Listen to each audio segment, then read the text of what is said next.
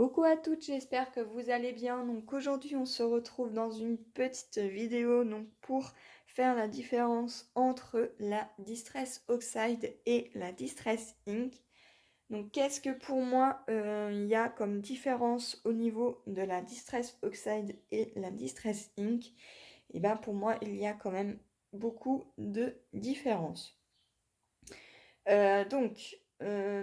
Qu'est-ce qui va être pareil? La Distress Oxide et la Distress Ink sont toutes les deux des encres rapides.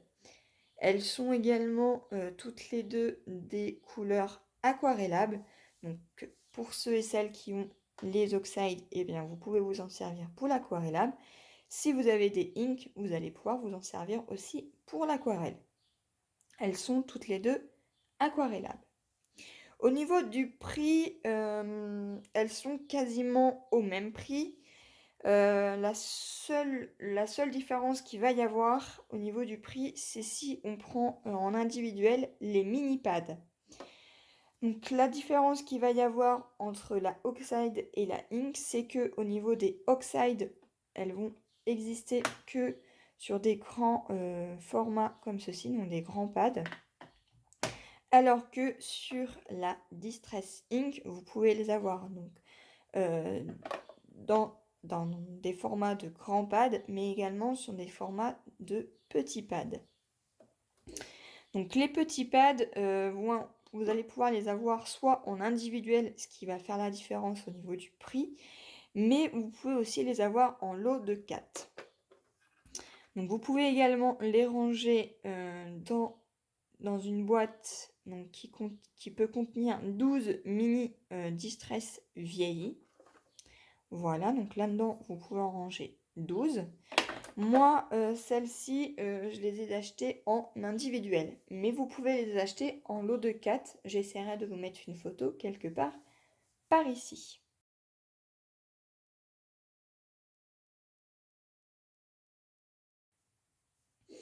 La différence aussi qu'il va y avoir au niveau des pads, c'est que le pad de la Distress Oxide, déjà sur l'avant, elle va être beaucoup plus claire et le pad sera de couleur gris. Alors que sur la Distress Ink, l'avant du pad sera beaucoup plus foncé et le pad sera de couleur noire. Également pour les plus petits. Pourquoi? Tout simplement parce que les Distress Oxide vont avoir un aspect différent.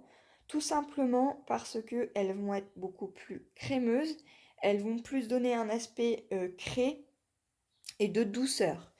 Elles vont également plus s'oxyder à l'eau. Alors que la Distress Ink, pour moi, est plus quelque chose qui va vieillir, donner un aspect vieilli à votre papier. Elle se dissout un petit peu à l'eau, mais moins que la Distress Oxide.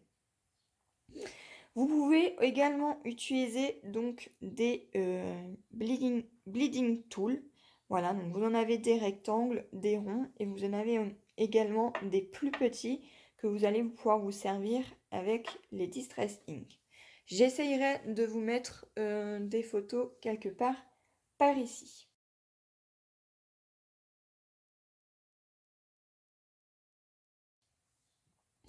Donc voilà pour moi la différence entre la Distress Oxide et la Distress Ink. Ça va être une petite vidéo. J'espère que j'aurais pu être assez claire. La marque reste la même, parce qu'elles sont toutes les deux de la marque Ranger de chez Tim Holtz. Voilà. Et je vous dis qu'au niveau de l'aspect, vraiment, ce qui les différencie, c'est plus que l'Oxide va être un aspect beaucoup plus crémeux et fécré que les Distress Ink, puisqu'elles vont être de couleur plus vieillie. Voilà, j'espère que cette petite vidéo vous aura plu. Si c'est le cas, n'hésitez pas à mettre un petit pouce en l'air, à laisser un commentaire. Et moi, je vous dis à une prochaine. Bye bye!